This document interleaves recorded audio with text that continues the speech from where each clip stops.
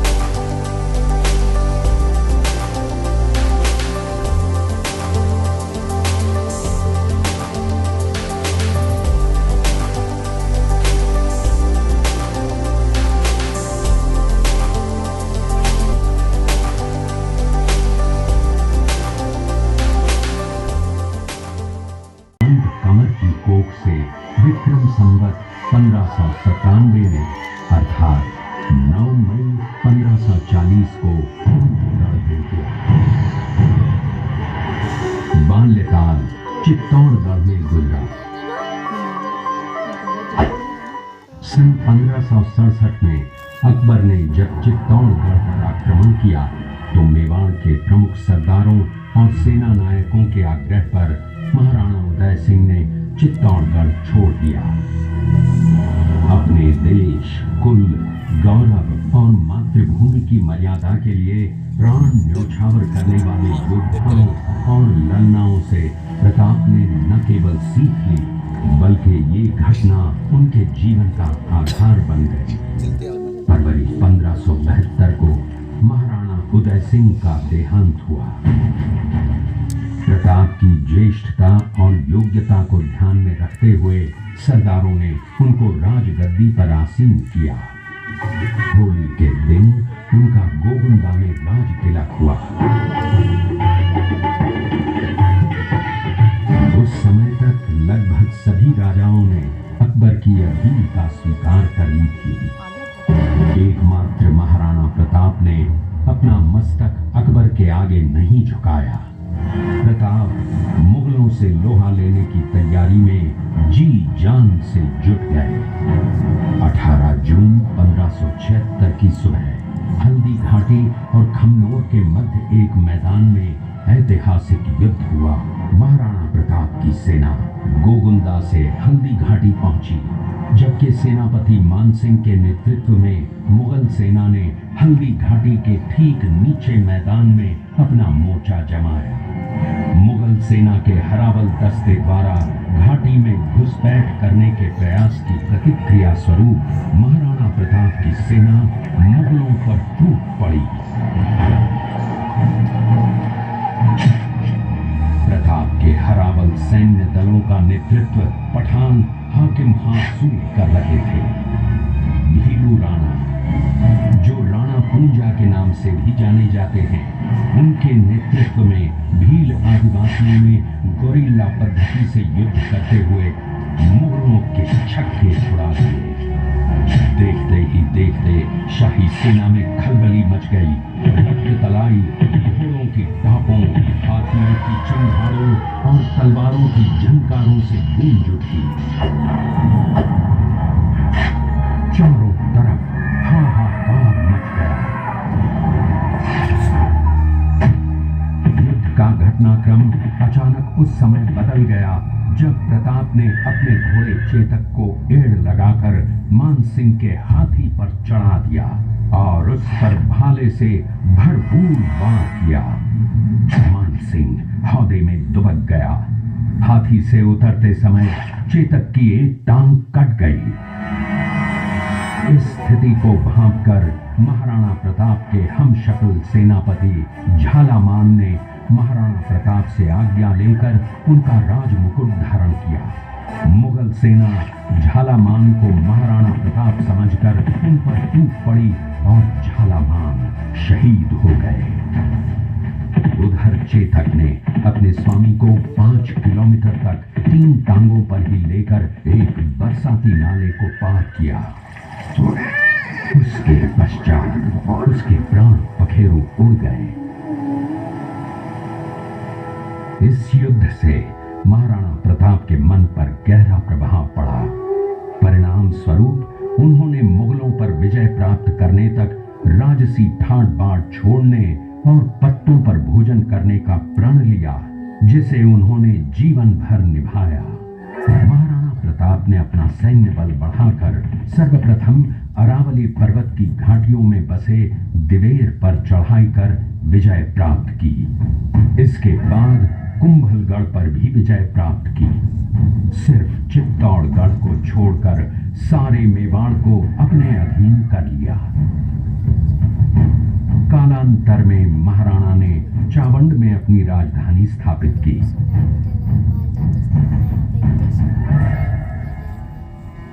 19 जनवरी 1597 को राणा प्रताप ने मात्र 57 वर्ष की आयु में इस संसार से प्रयाण किया।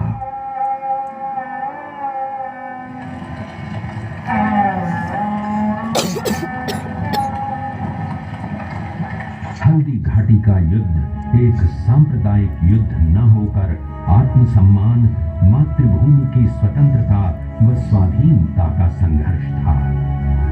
इसका प्रमाण ये है कि जहां पर अकबर की सेना के सेनापति जयपुर के राजा मानसिंह थे, वहीं पर महाराणा प्रताप की सेना के सेनापति काबुल के हाकिम खां सूर थे। महाराणा प्रताप स्वतंत्रता की वेदी पर एक ऐसा अंगारा था जो आत्मसम्मान व देश गौरव के लिए दिन रात जलता रहा, धधकता रहा और अंत में बुझकर भी उसने देश में ऐसा लौह भर दिया जिसकी प्रखर किरणों ने भारत माता को गुलामी की जंजीरों से मुक्त कराने के लिए सदा प्रेरित किया। पालन करने के लिए वनवासी जीवन व्यतीत कर रहे थे। उनके पास पर्याप्त संपत्ति नहीं थी तो उनके वित्त मंत्री भामाशाह ने अपनी सारी सुख सुविधा को छोड़कर अपने राजा को स्वयं का धन 25 लाख रुपए व राजकोष में 30,000 अशर्फियां देश के लिए अर्पित की, जिससे महाराणा प्रताप ने 12 वर्षों तक अपनी सेना को संगठित किया, सैन्य शक्ति को बढ़ाया और मेवाड़ मातृभूमि को आजाद करवाया। कृपया अब आप सब आगे की तरफ देखिए। ये कुंभलगढ़ किला है। इस किले के अंदर 9 मई 1540 महाराणा प्रताप का जन्म द्वितीय पायदान पर दर्ज है। इस किले के अंदर 360 प्राचीन मंदिर हैं। उन मंदिरों में से जग प्रसिद्ध महादेव का मंदिर सबसे प्राचीन है। कुंभलगढ़ किला यहाँ से 65 किलोमीटर की दूरी पर है। कृपया अब आप सब पीछे की तरफ देखिए। ये दृश्य मेवाड़ की प्राचीन राजधानी चित्तौड़गढ़ का है। इसी किले के अंदर महाराणा प्रताप का बचपन बीता था। इस किले की तलहटियों में महाराणा प्रताप ने अपने गुरु से शिक्षा प्राप्त की थी। ये किला 12 वर्ग किलोमीटर में फैला हुआ है। इस किले पर जब भी विदेशी आक्रांताओं ने आक्रमण किया और उस आक्रमण में कोई भी राजा व सैनिक वीर गति को प्राप्त कर लेते तो उनकी पत्नियां वीरांगनाएं की रक्षा करने के लिए जलती हुई अग्नि में कूद प्राणों को त्याग देती थी, जिसे हम जौहर कहते हैं। चित्तौड़गढ़ में 3 मुख्य बड़े जौहर हुए थे। प्रथम जौहर 1303 ईस्वी में रानी पद्मिनी ने 16,000 स्त्रियों वीरांगनाओं के साथ जौहर किया था। सिर्फ अल्लाउद्दीन खिलजी के कारण। दूसरा जौहर 1535 ईस्वी में दिल्ली के शासक। स्तंभ, मीरा मंदिर, जैन मंदिर, कालिका माता मंदिर, भामाशाह हवेली, कुंभा श्याम मंदिर, फतेह प्रकाश महल हैं। ये किला यहां से 140 किलोमीटर दूरी पर है। ये देखते हुए सभी अतिथि आगे की तरफ चले।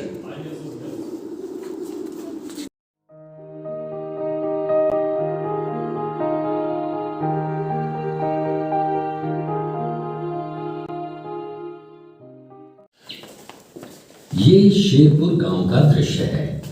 अब्दुल रहीम खान खाना अजमेर का सूबेदार था। जब वो शेरपुर पहुंचा तब इसका पता कुंवर अमर सिंह को चला, जो महाराणा प्रताप के पुत्र थे। अमर सिंह ने शेरपुर छावनी पर अचानक आक्रमण कर दिया। उस आक्रमण में मुगल सेना में भगदड़ मच गई।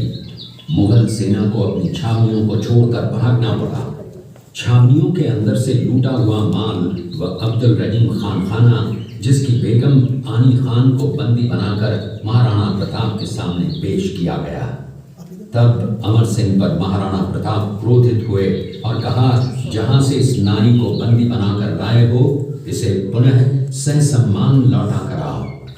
महाराणा प्रताप ने कहा, हमें नारी से कोई दुश्मनी नहीं है, हमें तो देश विद्रोहियों से दुश्मनी है, जिन्होंने चारों तरफ आतंक फैलाया है। महाराणा प्रताप के आदेश का पालन करते हुए कुंवर अमर सिंह ने उस मुगल नारी को ससम्मान छावनी तक पहुंचाया। इस प्रकार महाराणा प्रताप ने अपने क्षत्रिय राजपूत धर्म का पालन किया और पराई स्त्रियों को मां, बेटी और बहन का दर्जा दिया। ये है महाराणा प्रताप का चरित्र और नैतिक उदारता का परिचय। ये देखते हुए सभी अतिथि आगे की तरफ चले। एक ऐसी मां थी जिसने अपने पुत्र का बलिदान देकर राजवंश की रक्षा की थी। उस मां का नाम पन्नाधाय था। पन्नाधाय जाति से गुर्जर थी। वो एक राजकुमार की धाई मां थी। दूसरी तरफ हाथ में तलवार लिए खड़ा ये बनवीर सिंह एक दासी पुत्र है। ये कुंवर उदय सिंह की हत्या करके मेवाड़ की राजगद्दी प्राप्त करना चाहता था। एक रात्रि बनवीर सिंह को मौका मिला। वो राजकुमार उदय सिंह के बड़े भाई विक्रमादित्य सिंह की हत्या करके राजमहल की तरफ आगे बढ़ा। इसकी सूचना पन्नाधाय को लग गई। कुछ समय तक पन्नाधाय चिंतित हुई। तभी पन्नाधाय ने अपने पुत्र चंदन को राजसी कपड़े पहनाकर पलंग पर सुला दिया और उदय सिंह को एक टोकरी के अंदर छिपाकर पत्तों से ढक के महल के बाहर निकालकर गुप्त रास्ते से कुंभलगढ़ भेज दिया। बनवीर सिंह जब तलवार लेकर राजकक्ष में आया तो उसने पन्नाधाय से कड़क आवाज में उदय सिंह के लिए पूछा, तो पन्नाधाय ने चंदन की तरफ इशारा किया। बनवीर ने चंदन को उदय सिंह समझकर चंदन की हत्या कर दी और ये समझने लगा कि मैंने राजकुंवर उदय सिंह को मार दिया। वही राजकुंवर बड़े होकर राजा बने और अपने नाम का उदयपुर नगर बसाया, जो यहाँ से 40 किलोमीटर दूर है। और उन्हीं के पुत्र महाराणा प्रताप हुए, जिन्होंने हल्दी घाटी का युद्ध लड़ा और आज हम लोग उनका इतिहास यहाँ पर देख रहे हैं। नरभक्षी बाघ का आतंक आया। महाराणा प्रताप ने उस बाघ का शिकार कर उस बाघ को मार दिया।